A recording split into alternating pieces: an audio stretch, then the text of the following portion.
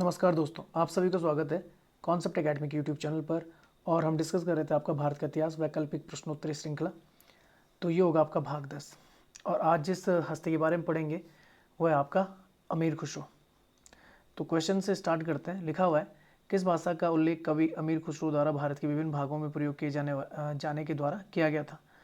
तो सिंधी की बात की जा रही है, लाहौरी की बात की जा रही है, द्वार समुद्री की बात की जा रही है और गौरी की बात की जा रही है। तो अगर बात की जाए तो ये चारों लैंग्वेजेस की बात अमीर खुसरो करते हैं। भारत के अन्य अन्य भागों में या अन्य अलग अलग भागों में इसका इस्तेमाल होता था। अगर बात की जाए तो 1318 ईस्वी में अमीर खुसरो भारत के बारे में कहते हैं कि भारत की भूमि में अलग क्षेत्र के लिए एक अलग भाषा का प्रयोग होता था। जैसे सिंधी सिंध में बोली जाती थी, लाहौरी लाहौर में बोली जाती थी। सिंध क्षेत्र अब आपका पाकिस्तान में आता है, इतना आपने याद रखना। लाहौर क्षेत्र जो है, लाहौर पंजाब की राजधानी थी पहले, और ये लाहौर क्षेत्र भी अब आपका पाकिस्तान में आता है। कश्मीरी कश्मीर में बोली जाती है। द्वार समुद्री जो बोली जाती है वो दक्षिण कर्नाटक में बोली जाती थी। तेलंगानी लैंग्वेज आंध्र प्रदेश में, गुजरी गुजरात में, मबारी तमिलनाडु और गौरी बंगाल। अवधी जो बोली जाती है वो पूर्वी उत्तर प्रदेश में बोली जाती है, ये आप याद रखना, बिहार वाला रीजन जो है। और हिंदवी जो बोली जाती है वो दिल्ली के आसपास के क्षेत्र में बोली जाती है। तो ऑप्शन जो थे आपके फर्स्ट सेकंड थर्ड फोर्थ, जिसमें गौरी या फिर आपका द्वार समुद्री, कश्मीरी, लाहौरी, सिंधी की बात की जा रही है, तो इन सब का प्रयोग मिलता है। अमीर खुसरो बताते हैं कि ये जितनी भाषाएं थी ये लोकल भाषाएं थी आपकी। कैसे थी? लोकल स्तर पे इनको इस्तेमाल किया जाता था। पर एक भाषा थी संस्कृत, तो वो क्षेत्रीय स्तर पर उसका इस्तेमाल नहीं किया जाता, लोकल लेवल पे उसका इस्तेमाल नहीं किया जाता, बल्कि उसका इस्तेमाल केवल ब्राह्मण ही करते थे। ये आपने याद रखना है। अगर अमीर खुसरो की बात की जाए तो फारसी के महान कवियों में से एक माना जाता है इन्हें। और अगर बात की जाए तो इनकी शुरुआत होती है जब से इनका नाम आता है तो इल्तुतमिश से इनका नाम जाना जाता है। तो कहा जाता है कि इल्तुतमिश के सेवा में एक तुर्की अधिकारी थे, उनका ये बेटा था। इसके अलावा देखा जाए तो मुख्य रूप से इन्होंने बलबन और उनके बेटे और मुल्तान के बेटे थे, मुल्तान के उनके बेटे मोहम्मद खां को के संरक्षण में भी वो रहे। और एक चीज़ आपने याद रखना है कि शेख निज़ामुद्दीन औलिया के थे, शिष्य थे। निज़ामुद्दीन औलिया, यहाँ पे गलत लिखा हुआ है, निज़ामुद्दीन औलिया, निज़ामुद्दीन औलिया, निज़ामुद्दीन औलिया उनके शिष्य थे। और उन्हीं की जो कब्र थी, उन्हीं के पास में इनकी कब्र मिलती है, मतलब इनको वहीं पे दफना दिया गया था। अमीर खुसरो की बात करें तो हिंदवी का जन्मदाता इन्हें कहा जाता है। यहाँ पे लिखा हुआ आप देख सकते हैं, यहाँ पर हिंदवी का जन्मदाता इन्हें कहा जाता है, तबले का आविष्कारक इन्हें कहा जाता है। ये आपने याद रखना है। 1253 में उत्तर प्रदेश के एटा जिले के पटियाली नामक स्थान पर इनका जन्म होता है। कहा जाता है कि लगभग 6 शासकों का इन्होंने शासनकाल देखा है। पर मैं बता दूं 7 शासक है टोटल जिनका इन्होंने क्या देखा है, शासनकाल देखा है। उनकी बात करेंगे आगे। तो अगर देखा जाए तो अमीर खुसरो जो थे वो सूफ़ी बोल सकते हैं संप्रदाय से काफ़ी ज़्यादा प्रभावित थे, क्योंकि उनके जो गुरु थे शेख निज़ामुद्दीन औलिया, वो खुद चिश्ती सिलसिले के क्या थे, प्रवर्तक थे। तो उनके बहुत ही प्रिय शिष्यों में से एक थे अमीर खुसरो, अगर देखा जाए। अच्छा, कुछ इनकी जो मसनवी, क्योंकि लगभग 7 शासकों का इन्होंने काल देखा है, तो अलग अलग शासक के बारे में कुछ बताते हैं अपनी मसनवियों में। मसनवी बोलते हैं रचनाओं में। जैसे किरान उस सादीन की अगर बात करें जो इन्होंने लिखी है, ये 1289 में इन्होंने लिखी थी। और इसके बारे में जो इसमें लिखा हुआ इन्होंने, बलबन का बेटा था बुगरा खां और उसके बेटे सुल्तान कैकुबाद के मिलन भेंट का वर्णन मिलता है। दूसरा आता है, दूसरी मसनवी है मिफ्ता उल फुतूह। ये संबंधित है आपके जलालुद्दीन खिलजी से संबंधित है, ये आपने याद रखना है। और जो मलिक छज्जू का विद्रोह था या रणथंबोर पर सुल्तान के अभियान का वर्णन मिलता है।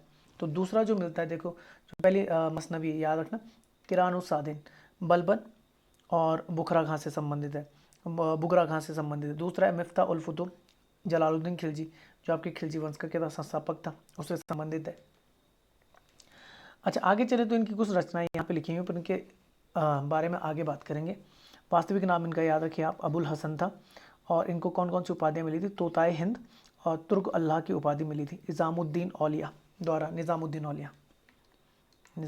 औलिया के द्वारा तुर्कुल्लाह की उपाधि इन्हें मिली हुई थी। तोताए हिंद भी इन्हें कहा जाता है। अच्छा, संरक्षक जो शासक थे तो मैं बता दूं, एक था बलबन, मोहम्मद, कैकुबाद, जलालुद्दीन खिलजी, अलाउद्दीन खिलजी, मुबारक शाह खिलजी और गयासुद्दीन तुगलक। तो 7 शासकों का इन्हें क्या मिला था? संरक्षण मिला था। कव्वाली गायन के आविष्कारक माने जाते हैं, कव्वाली के, आपने याद रखना है। और एक और चीज़ आपने, जैसे अनेक राग जो होते हैं, जैसे तिलक राग, साजगिरी, सपरदा, ओमन, घोर, सनम, ये भी इन्होंने प्रचलित किए थे। सितार के आविष्कारक भी बोले जाते हैं। 1325 में क्या हो जाती है, मृत्यु हो जाती है।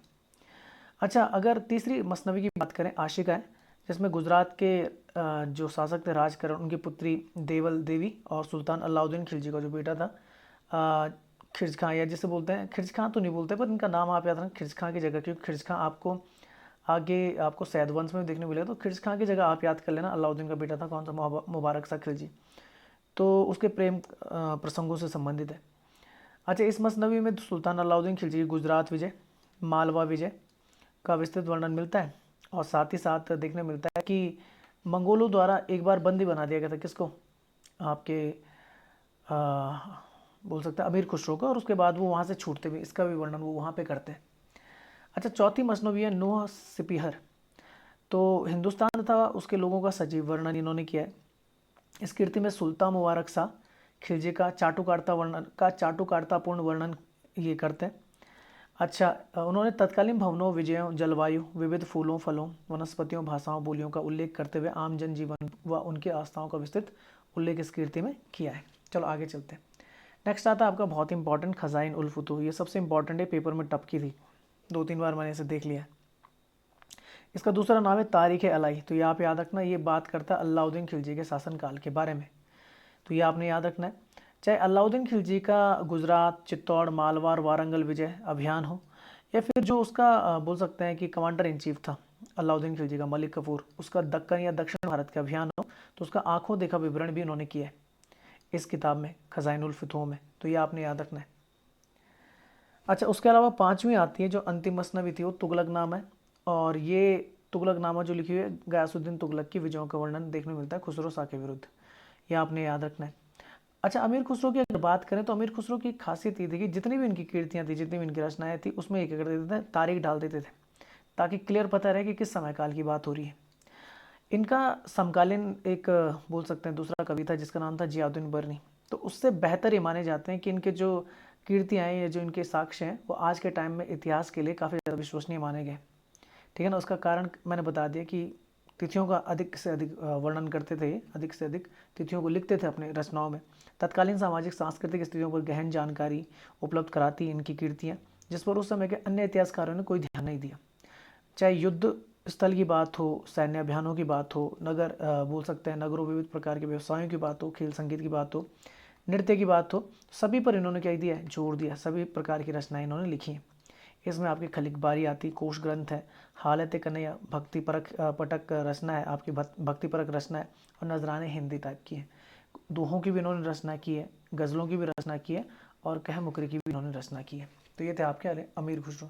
तो याद रखना, जो सबसे ज़्यादा पूछा जाने वाला क्वेश्चन होता है इनमें से, तो अमीर खुसरो का ये एक तो याद रखना कि लगभग 7 शासकों को इन्होंने क्या देखा है, समय काल देखा है। बलबन से लेके गयासुद्दीन तुगलक, मतलब 3 राजवंश थे, गुलाम वंश, उसके बाद खिलजी वंश आता है, खिलजी आते हैं, और उसके बाद आता है आपका कौन सा, खिलजी आते हैं, और उसके बाद तुगलक। तो 3 तो राजवंश इन्होंने देखे। तो ये आपने याद रखना। उसके अलावा याद रखना कि इन्हें तोताए हिंद की उपाधि दे दी गई थी। तुर्कुल्ला की उपाधि निज़ामुद्दीन औलिया इनके गुरु ने दी थी। तबला के आविष्कारक माने जाते हैं।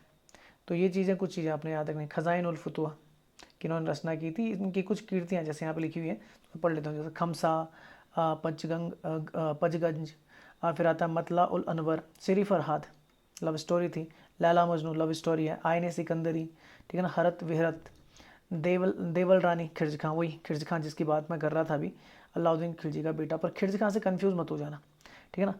किरान उस सादिन, क्योंकि खिर्ज खां तो आपको देखने मिलता है सैद वंश में देखने मिलता है, ठीक है।